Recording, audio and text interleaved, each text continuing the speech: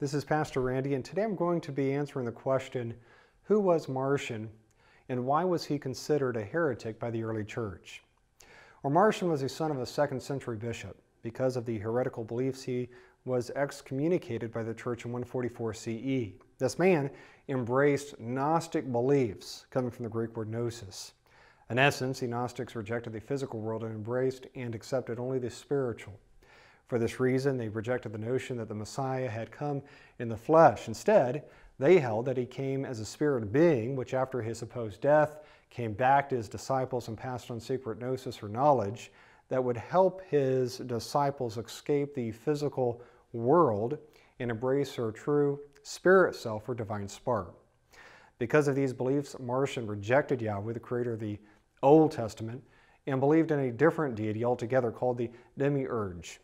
He also maintained that only Paul understood this truth, and for this reason, he rejected all books of the Bible except for 10 of Paul's epistles and parts of Luke.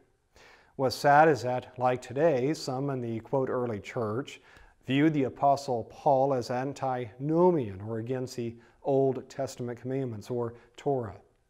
With just a quick study, though, of Paul's letters, it's impossible not to see or recognize his love for the commandments. For example, consider the following passages from the Apostle Paul.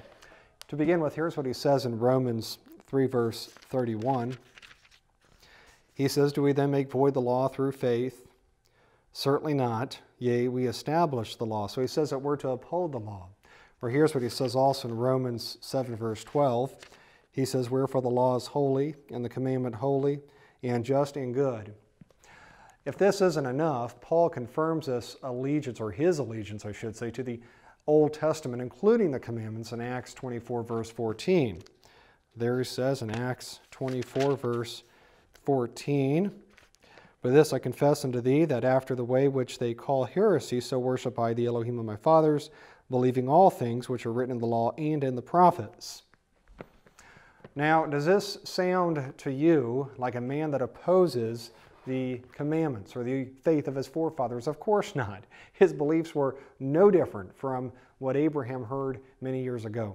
Because Gnostics like Marcion rejected the Old Testament and the commandments through the authority of Paul and were concerned only about the divine spark within, many saw no moral issues regarding sins pertaining to the flesh.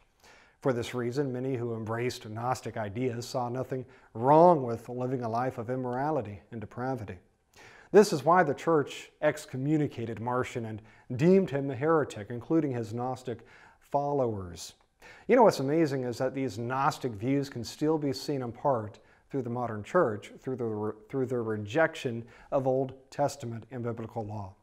Even though the early church quickly deviated from its Hebraic roots, they still understood that the Old Testament was the foundation of the Bible, and the commandments, especially those dealing with morality, were essential for man's well-being. Well, I pray that this word has been a blessing to you, and as always, we would encourage you to prove all things and hold fast to that which is good. Until next time, may Yahweh bless. Bye-bye.